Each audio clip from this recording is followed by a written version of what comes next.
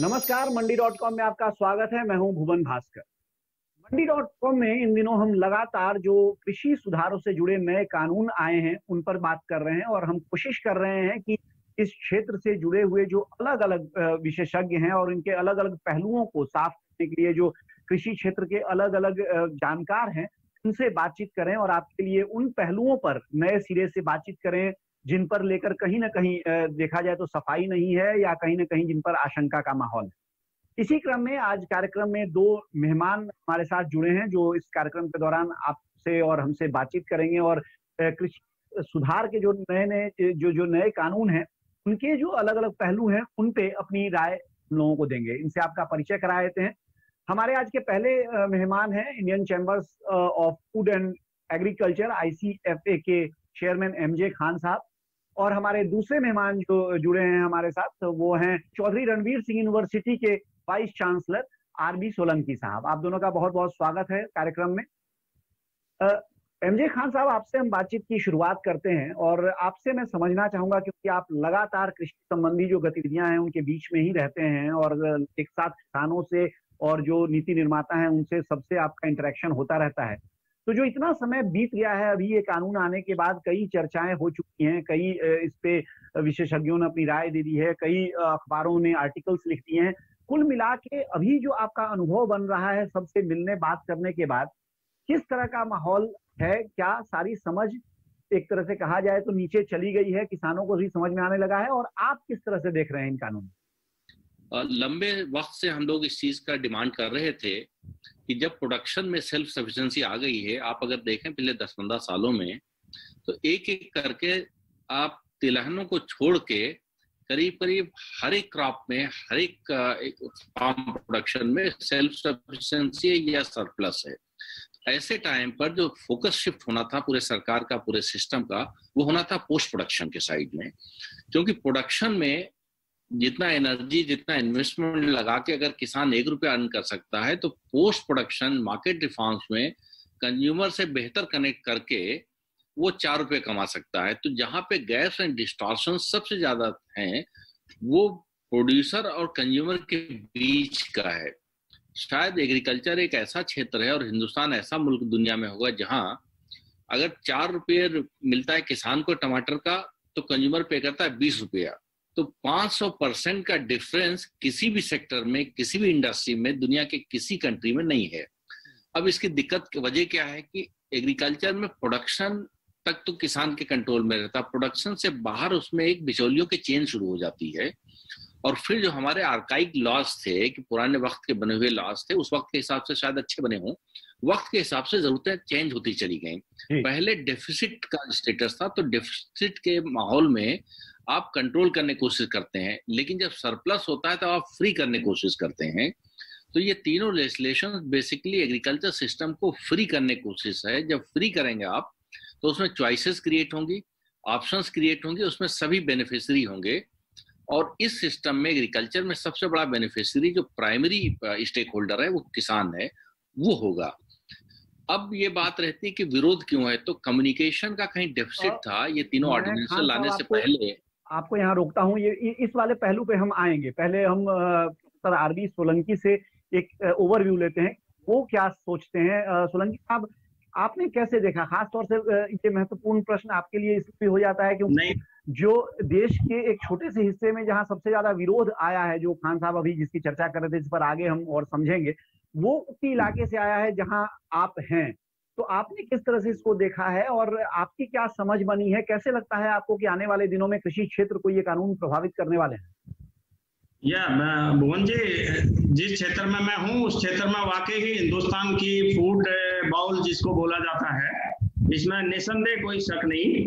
लेकिन जब आप किसान को क्लच से बाहर करते हैं तो एक तो जब परिवर्तन कोई होता है तो परिवर्तन में प्रत्येक व्यक्ति को ह्यूमन नेचर है कि उसे थोड़ा डर लगता है। वो अच्छे के लिए भी होता है तो भी डर लगता है कि यार पता नहीं क्या होगा। तो किसान की स्थिति केवल इतनी ही है कि उसको शुरुआती दौर में ऐसा लग रहा है पता नहीं किस तरह से चीजें बदलेंगी, लेकिन निसंदेह किसान को पहली बार 70 साल में मुक्त करने की कोशिश की है। उसका ट्रेड और कॉमर्स पहली बार उसके हाथ में देने की कोशिश है ये, और प्रोडक्शन और उसके बाद उसको कंज्यूमर तक जाने में जो गैप है, जहां फार्मर बिल्कुल इन्वॉल्व नहीं है, उसमें फार्मर की एंट्री हो रही है। जो भय बना है वो एक परिवर्तन का भय है, ये सोलंकी साहब का कहना है। हम ब्रेक से लौटेंगे, एक छोटे से ब्रेक से लौटेंगे और उसके बाद और भी दूसरे पहलुओं पर बातचीत करेंगे और उस बात को भी थोड़ा और गहराई से समझेंगे जो एमजे खान बता रहे थे कि आखिर इस विरोध के पीछे किस तरह की बातें हैं और क्या केवल परिवर्तन का डर है जैसा सोलंकी साहब ने बताया है, या कुछ और भी इसमें तथ्य हैं। बने रहिए हमारे साथ, देखते रहिए मंडी।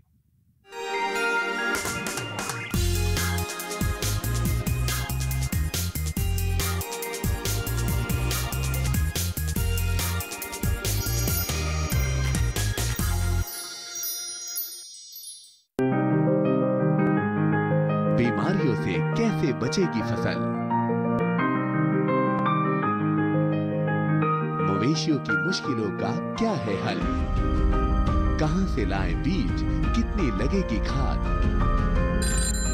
किसानों के हर फोन का विशेषज्ञ देंगे जवाब। देखिए हेलो किसान लाइव सोमवार से शुक्रवार शाम 6 बजे।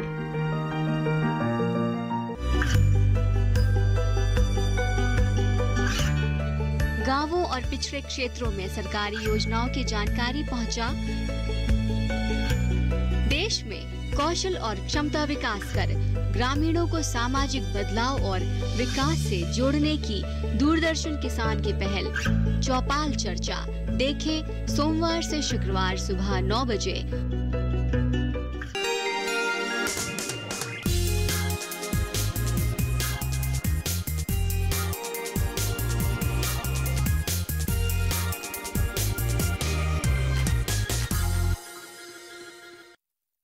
एक बार फिर स्वागत है आपका मंडी.com में। हम बात कर रहे हैं आज जो एग्री रिफॉर्म्स से जुड़े कानून आए हैं उनके बारे में, और हमारे साथ बातचीत करने के लिए एमजे खान और प्रोफेसर आरबी सोलंकी दोनों इस कार्यक्रम में बने हुए हैं जिनसे हमारी चर्चा ये चल रही है।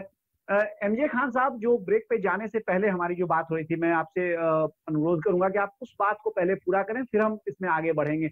आपने विरोध की चर्चा की और वास्तव में ये बहुत एक तरह से कहीं पर आश्चर्य भी होता है कि जब तमाम विशेषज्ञ हैं वो जब ये मान ही रहे हैं कि दीर्घकालिक तौर पे इसका फायदा होने वाला है किसानों को, तो फिर कैसे ये विरोध कहां से आ रहा है और कैसे आ रहा है? देखिए, 3 चीजें इसमें आपको समझने की जरूरत है। एक, ऑर्डिनेंसेस से पहले कोई कम्युनिकेशन किसान के साथ कोई वार्तालाप नहीं हुआ, तो जो कंसल्टेशन का दौर होना चाहिए था, अगर वो हो जाता तो किसानों को समझाने में और समझ पैदा करने में आसानी होती। ऑर्डिनेंसेस के बाद भी वो कम्युनिकेशन नहीं हुआ, वो डायलॉग किसानों से, किसान लीडर्स के साथ में नहीं हुआ। तो एक तो पहली आशंका ये गई कि इतनी जल्दबाजी में ऑर्डिनेंसेस क्यों लाए गए कोविड के दौरान, कहीं इंडस्ट्री का प्रेशर तो नहीं है। और कोविड के दौरान जो कंसल्टेशन का दौर किया गया वो फिक्की CII वगैरह से किया गया, तो इंडस्ट्री बॉडीज है, तो किसानों में दूसरा एक आशंका बैठी कि अगर हमारे फायदे के लिए थे तो हमसे बात करके समझाना था, और उद्योग जगत से बात करके समझाया जा रहा है, इसका मतलब ये उनके फायदे का है। तो एक आशंका ने जो जन्म लिया वो कम्युनिकेशन ना होने की वजह से, एक डायलॉग कंसल्टेशन प्रोसेस ना होने की वजह से हुआ। तो एक तो ये क्लियर है कि बिल से लेके लेजिस्लेशन बनने तक, कानून बनने तक का जो सफर 3-4 महीने का था, इस दौरान किसानों से बिल्कुल बात नहीं हुई। और बात कब शुरू हुई? जब विरोध बहुत जोरों से सड़क पे आ गया पार्लियामेंट में बिल पेश होने के बाद। तब माननीय राजनाथ सिंह जी के नेतृत्व में 4 राउंड की बातचीत हुई और 1 राउंड की बातचीत सीधे कृषि भवन में हुई। राजनाथ जी के वहां जो 4 राउंड की वार्ता हुई बहुत ही सफल हुई, बड़ा उसका अच्छा मैसेज गया अखबारों में। लेकिन एक कृषि भवन में जो हुई वो बिना तैयारी के जैसे भी हुई वो फेल हो गई, किसानों ने बाहर नारेबाजी किया। तो एक तो ये था, जब भी कोई बदलाव लाया जाता है तो जो कंफर्ट जोन में लोग होते हैं वो उसका विरोध करते हैं। तो पंजाब और हरियाणा में चूंकि मंडी सिस्टम बड़ा स्टेब्लिश्ड है और किसान वो एक जो मोनोक्रॉपिंग के सिस्टम में गेहूं और धान का जो क्रम चला पड़ा है, क्रॉप रोटेशन, उससे मंडी में एश्योर्ड प्राइस MSP मिल जाता है। वो सोचता है इससे बढ़िया सिस्टम नहीं हो सकता है। तो दूसरा इस चीज को लेकर है कि अगर ये मंडी सिस्टम कहीं धीरे धीरे सरकार डिसमेंटल न कर दे तो ये जो कंफर्ट लेवल है उससे बाहर निकलना है। और तीसरा जो हमको समझ में आया है वो समझ में आया है स्टेक होल्डर्स जिनके वेस्टेड इंटरेस्ट हैं, उसमें कुछ ऐसे हैं जो आढ़तियों के इंस्पायर्ड हैं कि आढ़तियों का एक अपना इंटरेस्ट ग्रुप है, कुछ ऐसे हैं जिनके गोडाउन्स बने हुए हैं या लॉजिस्टिक्स में उनका कंट्रोल है, तो उनको लगता है ये डिस्टर्ब हो जाएगा। तो इंटरेस्ट ड्रिवन प्रोटेस्ट है, मिसकम्युनिकेशन या एब्सेंस ऑफ कम्युनिकेशन ड्रिवन है, और एक चेंज को लेके एक जो बात होती है उसको लेकर है। तो ये समझ में किसानों को समझा दिया गया है जो भी वेस्टेड इंटरेस्ट हैं या मिसकम्युनिकेशन वजह से कि प्राइवेट सेक्टर आएगा तो आप घाटे में चले जाएंगे। तो किसान लीडर से हमने एक बैठक में पूछा सीधे कि जब ज्यादा बायर आएंगे तो चॉइसेस क्रिएट होंगी, जब चॉइसेस क्रिएट होंगी तो जाहिर सी बात है किसान को ज्यादा बेचने का मौका मिलेगा, तो प्राइसेस अप होंगे। तो आशंका की वजह क्या है, तो उसका कोई ठीक से जवाब नहीं निकल पाता है। जी प्रोफेसर सोलंकी, आपने भी जो बात हमारी चल रही थी उसमें एक जो शुरू में ही उदाहरण दिया एमजे खान साहब ने कि जैसे टमाटर के भाव से, और आपने कहा कि हाँ ये इन कानूनों से ये होगा कि जो अभी 5 गुना किसान से रिटेल तक भाव बढ़ता है तो उसका एक बड़ा हिस्सा किसान को भी मिलने लगेगा इन कानूनों की मदद से। तो क्या सीधे तौर पे माना जाए कि जो केंद्र सरकार ने लक्ष्य लिया हुआ है कि 2022 तक किसानों की आमदनी को दोगुना करना है, उसमें इन कानूनों की भूमिका एक बड़े तौर पे रह सकती है? 2020 का समय है, देखा जाए तो 2.5 साल का समय करीब बचा हुआ है लक्ष्य के जो अवधि है, उसमें कितनी बड़ी भूमिका रह सकती है और कैसे होगी ये? भुवन जी, मैं आपको बताऊं कि इसमें केवल यही नहीं है कि किसान को प्राइसेज ज्यादा मिलने वाली है, किसान भी रहेगा और वो व्यापारी भी बनने वाला है। और जब वो व्यापारी बन जाएगा तो जो इंटरेस्ट ग्रुप है जो उसको व्यापार नहीं करने देना चाहते, जो केवल ये चाहते हैं कि आप किसान बने रहिए, उन सब की वजह से ये हो रहा है। अदरवाइज तो ये पक्का है कि उसकी आमदनी दोगुनी होगी। केवल इतना ही नहीं है जी, को ऐसा समय आने वाला है इस देश में, 5 साल लगे 7 साल लगे, जब ये प्रूव होगा कि किसानी जो है और कृषि जो है वो बहुत ही लाभ का सौदा है। ऐसा होने वाला है। तो ये होने वाला है, इसलिए कुछ लोगों के इंटरेस्ट में अभी उनको सेकंड फील करते हैं कि भाई कहीं ना कहीं हमें नुकसान ना हो जाए, किसान अगर व्यापारी की भूमिका में किसी तरह से आ जाएगा। जो प्रोड्यूसर है उसको तो उस भूमिका में आना ही चाहिए। तो लंबा समय लग गया उसको इस भूमिका में आने के लिए, और निसंदेह 2-2.5 साल में जैसे आप बात करते हैं कि माननीय प्रधानमंत्री ने कहा था कि भाई आय किसानों की दोगुनी होनी चाहिए। मुझे तो ऐसा भी लगता है कि अगर ये ठीक से इम्प्लीमेंट हो गई सारी चीजें, और जैसा थोड़ा बहुत डर है कि ब्यूरोक्रेटिक या रेड टेपिज्म में नहीं फंसी ये चीजें, तो किसान की आय दोगुनी नहीं उससे भी अधिक हो सकती है। जी एमजे खान, आपने अभी एक निजी क्षेत्र की भी बात कही, और शुरू में भी आपने कहा कि क्योंकि उद्योग खास तौर से बड़े उत्साहित हैं इन कानूनों को लेके, इसलिए कहीं ना कहीं किसानों के मन में आशंका जाती है। इस विषय को थोड़ी देर के लिए अभी छोड़ दें जो आशंका वाली बात है, बट उद्योगों के इसमें उत्साहित होने का किस तरह से आप आगे चल के असर देख रहे हैं? क्योंकि ये माना जा रहा है, खासतौर से जैसे एसेंशियल कमोडिटीज एक्ट में सुधार हुए हैं, उससे ये कहा जा रहा है कि जो एक बहुत बड़ा एक गैप था जो भारत में वेयर हाउसिंग की जो जरूरत है और जो वास्तविकता है उसके बीच, वो अब शायद भर सकेगा, इसलिए कि निजी निवेश बड़े पैमाने पर आएगा। इसको कैसे आप देखते हैं, कैसे आप समझाएंगे? देखिए, एग्रीकल्चर सेक्टर इतना बड़ा सेक्टर है हिंदुस्तान में कि 30 लाख करोड़ के आसपास का एनुअल प्रोड्यूस वैल्यू है। तो जहां 30 लाख करोड़ का मार्केट साइज है, जो रॉ मटेरियल का वैल्यू है, तो जो फिनिश प्रोडक्ट होगा वो 60 लाख करोड़, 80 लाख करोड़, 90 लाख करोड़। जैसे अमेरिका में उनका जो एग्रीकल्चर प्रोड्यूस वैल्यू है वो कोई $370 बिलियन का है, लेकिन जो फिनिश प्रोडक्ट है, जो प्रोसेस फूड है, वो जाके 2 ट्रिलियन 3 ट्रिलियन डॉलर बैठता है जाके। इसका मतलब गुंजाइश ये है कि अगर इंडिया में 417 बिलियन डॉलर का एक एग्रीकल्चर का आउटपुट का वैल्यू है, तो जब इंडस्ट्री इसमें एंटर करेगी तो इसके लिए अपॉर्चुनिटी है इसको $1 ट्रिलियन ले जाने का, $1.5 ट्रिलियन ले जाने का। इसका मतलब 30 लाख करोड़ 80-90 लाख करोड़ पे जाएगा। तो इसमें संभावनाएं बहुत ज्यादा हैं। तो इंडस्ट्री ये देख रही है कि एक ऐसा क्षेत्र है जिसमें डिस्टॉर्शंस बहुत हैं, गैप्स बहुत हैं, और बहुत ज्यादा इसमें संभावनाएं हैं वैल्यू ऐड करने की। अब जरूरत क्या है कि किसान के पार्टनरशिप होगी इंडस्ट्री की। जब इन्वेस्टमेंट वैल्यू चेन में, जब सप्लाई चेन में आएगा, तब जो गैप है कंज्यूमर और प्रोड्यूसर के बीच में वो कम होगी। कंज्यूमर को कम पे खरीदना पड़ेगा और किसान को खरीदकर ज्यादा बड़ा हिस्सा मिलेगा। तो अभी जो पाई का बड़ा शेयर है वो इंटरमीडिएरीज के बीच बढ़ता है या वेस्टेजेज में चला जाता है। तो जितना ज्यादा एग्री बिजनेसेस प्रमोट होंगी, जितना एंटरप्रेन्योरशिप प्रमोट होगी, जितना इंफ्रास्ट्रक्चर डेवलपमेंट होगा, उतना ही बेहतर सप्लाई चेन होगा, उतना ही वैल्यू एडिशन होगा, उतना ही वैल्यू चेन डेवलपमेंट होगा और ट्रेड बढ़ेगा। जब भी किसी सेक्टर में ट्रेड बढ़ता है तो उसके सारे स्टेक होल्डर्स को उसमें फायदा होता है। मैं बड़े कॉन्फिडेंस से कहता हूं कि पिछले 15-18 सालों में हम लोगों ने इस पर बहुत चर्चा कर लिया है कि मार्केट रिफॉर्म की जरूरत है और वो होने चाहिए। अब किसानों की जो 2-3 डिमांड्स है मोटी मोटी, उस पर चर्चा की बात है, क्या उसमें कुछ किया जा सकता है। लेकिन मोटे तौर पे इस बिल से एक एग्रीकल्चर सेक्टर में एक बड़ा गुणात्मक पॉजिटिव चेंज होगा इसमें। जी, लेते हैं एक छोटा सा ब्रेक। ब्रेक से लौटने के बाद कुछ और मुद्दों पर हमारी चर्चा जारी रहेगी। बने रहिए हमारे साथ, देखते रहिए मंडी डॉट।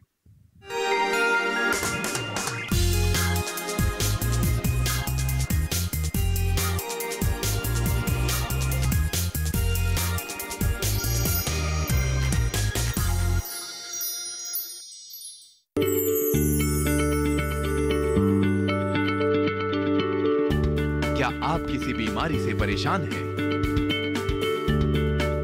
चाहते हैं डॉक्टर की सलाह?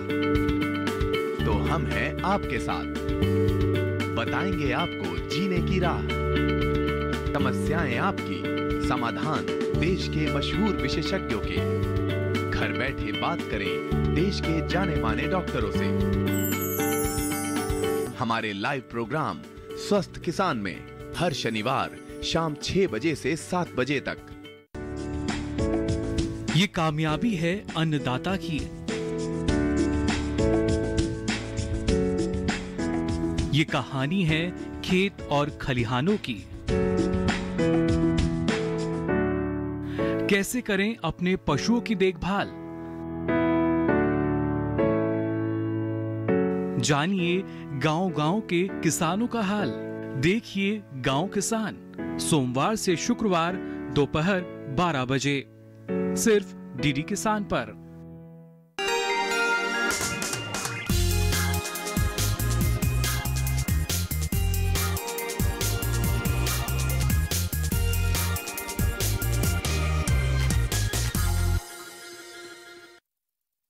एक बार फिर स्वागत है आपका मंडी.com में। हम बात कर रहे हैं कृषि सुधारों से जुड़े 3 कानूनों की, और इस पे बातचीत करने के लिए जो 2 मेहमान हमारे साथ बने हुए हैं स्टूडियो में, ICFA के चेयरमैन MJ खान और vice chancellor professor RV Solanki हमारे साथ हैं। कार्यक्रम के दौरान हम चर्चा कर रहे हैं कृषि सुधारों से जुड़े कानूनों के अलग अलग पहलुओं पर।